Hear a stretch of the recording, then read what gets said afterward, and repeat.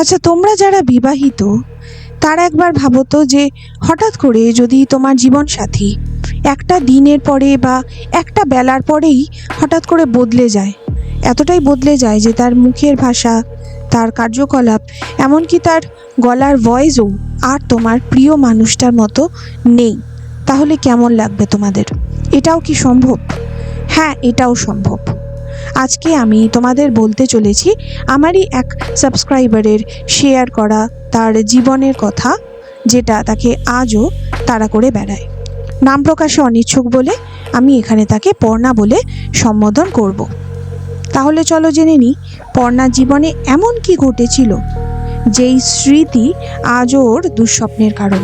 পর্ণা একজন কলকাতা নিবাসী সুন্দরী শিক্ষিতা মেয়ে। পর্ণার বাবা পর্ণার বিয়ে ঠিক করে একটি ছেলের সাথে, যে পেশায় ডাক্তার। পরিবারটি খুবই ভালো একটি পরিবার। পর্ণার শ্বশুর বাড়িতে পর্ণার শ্বশুর শাশুড়ি এবং তাদের ছোট ছেলে কৌশিক। তাদের এক বড় ছেলেও ছিল যে আগেই গত হয়েছে। এরপর পর্ণার বিয়ে হয়। পর্ণা বিয়ের পরে প্রত্যেকটা দিন খুব সুন্দর কাটছিল। পর্ণা খুব খুশি ছিল তার স্বামী এবং তার শ্বশুর বাড়িকে নিয়ে। বিয়ের কয়েকদিনের মধ্যেই পর্ণা জানতে পারে যে তারা যেখানে থাকে সেখান থেকে একটুখানি দূরেই কিন্তু কৌশিকদের আরেকটি বাড়িও আছে। কৌশিক একদিন পর্ণাকে সেই বাড়ির সামনে নিয়ে যায়। পর্ণা একটু অবাকই হয়ে যায়, কারণ বিয়ের আগে ওদের কথাবার্তা হয়েছে, তখন কৌশিক এই বাড়িটার কথা ওকে বলেনি। কিন্তু কৌশিক জানায় যে এই বাড়িতে তার দাদা স্মৃতি আছে, কারণ এই বাড়িতেই তার দাদা মারা গেছিল। সেই কারণেই এই বাড়িটার কথা তারা আর খুব একটা মনে করতে চায় না। সবই ঠিকঠাক ছিল, শুধু একটা জিনিস পর্ণার একটু অদ্ভুত লাগতো, যে যখনই পর্ণার গত হওয়া বড় ভাসুরের কথা উঠতো, তখনই পর্ণার শ্বশুর শাশুড়ি এবং কৌশিক কেমন যেন একটু অস্বস্তিতে পড়ে যেত। এমনকি বাড়ির বড় ছেলের মৃত্যুদিনটাও পর্ণা কিন্তু জানতে পারেনি তাদের থেকে। যাই হোক, এভাবেই চলছিল। পর্ণার মনে হয়েছিল যে হয়তো তারা বড় ছেলের মৃত্যু শোকটা এখনো কাটিয়ে উঠতে পারেনি, সেই জন্য আর এটা নিয়ে কোনো কথা বলেনি। দেখতে দেখতে পর্ণার বিয়ের প্রায় বছরখানেক হয়ে যায়। সবই ঠিক ছিল, কিন্তু সব কিছু পরিবর্তন হয়ে গেল একটা রাতের পরে। একবার ঠিক হলো যে কৌশিকদের কিছু বন্ধু বান্ধবদের একটা গেট টুগেদার করা হবে কোনো একটা বাগান বাড়ি বা কোনো একটা জায়গায়, যেখানে একটু প্রাইভেসি থাকবে। বুঝতেই পারছো যে খুব ক্লোজ বন্ধু বান্ধব, তো সেখানে একটু মদ্যপানের ব্যাপার ছিল, সেই কারণেই এই প্রাইভেসির কথা ভাবা। কথায় কথায় একবার বন্ধুদের মধ্যে উঠে আসে কৌশিকের সেই বাড়ির কথা। বন্ধুরা কিন্তু সেই বাড়ির কথা অলরেডি জানতো। কৌশিকের বন্ধুদের হঠাৎ করেই মাথায় আসে যে এই গেট টুগেদারটা যদি কৌশিকদের বাড়িতেই হয় তাহলে কেমন হয়, কারণ কৌশিকদের বাড়িটা তো খালিই পড়ে আছে। যেহেতু এই ঘটনার অনেকটা সময় চলে গেছিল, সেই কারণে কৌশিকও ভেবেছিল যে না, এবারে এই বাড়িটার নিচের পার্টটাতে যদি কিছু অ্যারেঞ্জমেন্ট করা যায় এবং যদি তারা গেট টুগেদার করতে পারে তাহলে খুব ভালো হয়। বাবা মা তো প্রথমে রাজি হচ্ছিলেন না। যাই হোক, যেহেতু একমাত্র ছেলে সে বলেছে, তো সেই কারণে ওনারা বলেন যে ঠিক আছে, তোমরা একতলাটা পরিষ্কার করো, কিন্তু দোতলাটা কিন্তু ওরকমই থাক, দোতলাতে তোমরা কিছু করো না। এবার আসে সেই রাত 25শে ডিসেম্বর। খুব ভালো পার্টি হচ্ছিল, খুব সুন্দর পার্টি হচ্ছিল। রাত প্রায় 11টা বাজতে যায়, তখন কৌশিকের ফোনে একটা ফোন আসে। যেহেতু একটা মিউজিক চলছিল নিচে এবং বন্ধু বান্ধবরা গল্পগুজব করছিল, সেই কারণে কৌশিক বলে যে আমি ফোনটা ধরে আসছি।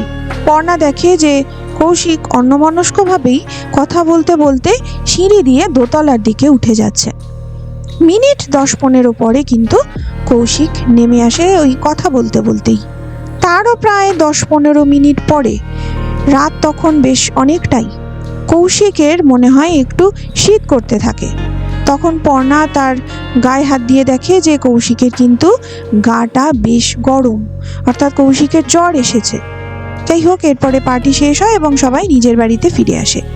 পর্ণা এবং কৌশিকও কিন্তু নিজের বাড়িতে ফিরে আসে। কিন্তু পর্ণা যখন ফ্রেশ হয়ে বেডরুমে আসে, পর্ণা দেখে যে ও একটা অদ্ভুত পোজে বিছানার ওপরে বসে আছে, দুটো হাঁটুর মধ্যে মাথাটা গুঁজে এরকমভাবে বসে আছে।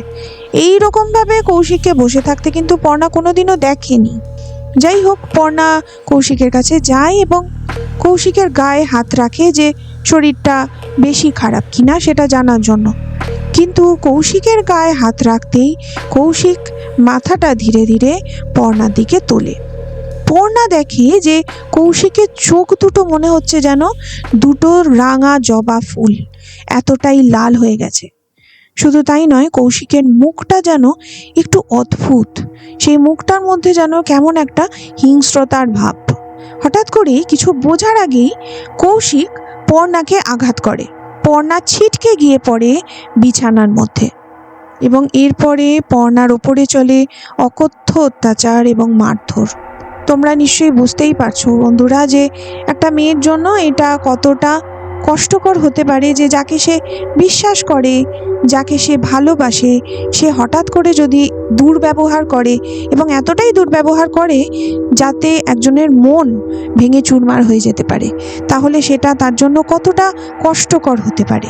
এরপরের দিন সকালবেলা পর্ণা দেখে যে কৌশিক কিন্তু একদম নর্মাল, ওর গায়ে কোনো জ্বরও নেই, একদম সুস্থ স্বাভাবিক একটা মানুষ।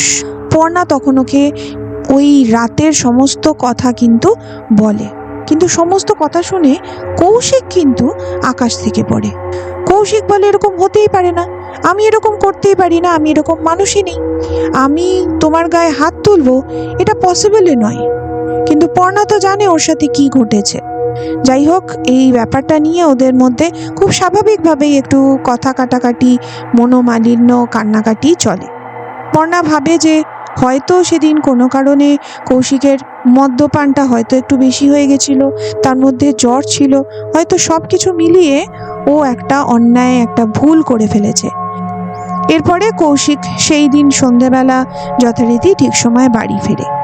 কিন্তু ডিনার যখন করছে ওরা, তখন আবার পর্ণা দেখে যে কৌশিকের কিন্তু একটু ব্যবহার অন্যরকম লাগছে এবং যথারীতি পর্ণা যেরকম ভেবেছিল ঠিক আগের রাতের সমস্ত ঘটনা কিন্তু পুনর্ঘটন হয় এই রাতেও। এইবারে কিন্তু পর্ণা শারীরিকভাবে, মানসিকভাবে একেবারে ছিন্ন বিচ্ছিন্ন হয়ে পড়ে। কিন্তু এর পরের দিনও যখন একই ঘটনা ঘটল, তখন কিন্তু পর্ণা প্রমাদ গুনল। পর্ণা বুঝতে পারলো যে খুব তাড়াতাড়ি কোনো একটা কিছু স্টেপ ওকে নিতে হবে, আদারওয়াইজ এই বিবাহের সম্পর্কটা থেকে ওকে বেরিয়ে আসার সিদ্ধান্ত নিতে হবে। এর পরের রাতে কি হয়, পর্ণা একটু বুদ্ধি খাটায়। পর্ণা ডিনারটা তাড়াতাড়ি করে শেষ করেই কিন্তু তার ঘরটাকে ভেতর থেকে লক করে নেয়। পর্ণা শোনে যে কৌশিক ডাকছে, কি হলো, দরজাটা খোলো, দরজাটা খোলো। পর্ণা কিন্তু বলে যে আমি কোনোভাবেই দরজা খুলবো না। এই পর্যন্ত ঠিক ছিল। রাত যখন আরেকটু গভীর হলো, তখন পর্ণা শুনতে পেল দরজায় আবার নক করার শব্দ। পর্ণা বুঝতে পারলো যে আবার কৌশিক তাকে ডাকছে দরজাটা খুলে দেওয়ার জন্য। পর্ণা কিন্তু এবারে খুব জোরে প্রতিবাদের স্বরে বলল যে আমি কোনোভাবেই তোমার সাথে থাকবো না এবং আমি দরজা খুলবো না। এইবারে কিন্তু দরজার বাইরে থেকে আর কোনো শব্দ আসছে না, কিন্তু ওই নকের শব্দটা ধীরে ধীরে দরজা ধাক্কানোর শব্দতে পরিণত হলো। এত জোরে দরজা ধাক্কা ছিল যে মনে হচ্ছিল দরজাটাই ভেঙে ফেলবে। কিছুক্ষণ পরে পর্ণা শুনতে পেল একটা অদ্ভুত শব্দ, ঠিক যেরকম কোনো জন্তু জানোয়ার রেগে গেলে একটা গড় গড় শব্দ করে, ঠিক সেই শব্দটা শুনতে পেল দরজার বাইরে থেকে। তোমাদের কি মনে হয় দরজার বাইরে থেকে সেই জন্তু জানোয়ারের মতো আওয়াজটা কে বের করছিল? সেইটা আমরা জানবো এই ঘটনার দ্বিতীয় পর্বে। আজ এই পর্যন্ত আমরা শুনলাম এই ঘটনাটির প্রথম পর্ব। আমরা আবার কালকেই আসছি দ্বিতীয় পর্ব নিয়ে। এই প্রথম পর্ব যাদের যাদের ভালো লেগেছে তারা প্লিজ একটা করে লাইক করো এবং কমেন্ট করো, এবং যদি তোমাদের ভালো লাগে তাহলে অবশ্যই অপেক্ষা করে থেকো দ্বিতীয় পর্বের জন্য, কারণ দ্বিতীয় পর্বেই আসল রহস্যের উন্মোচন। আর কথা দিচ্ছি সেইটা তোমাদের মধ্যে একটা ভয়ের শিহরণ জাগাবে। তাহলে আজকের মতো এইটুকু। আবার আসছি কালকে এই গল্পের দ্বিতীয় পর্ব নিয়ে। অপেক্ষায় থেকো।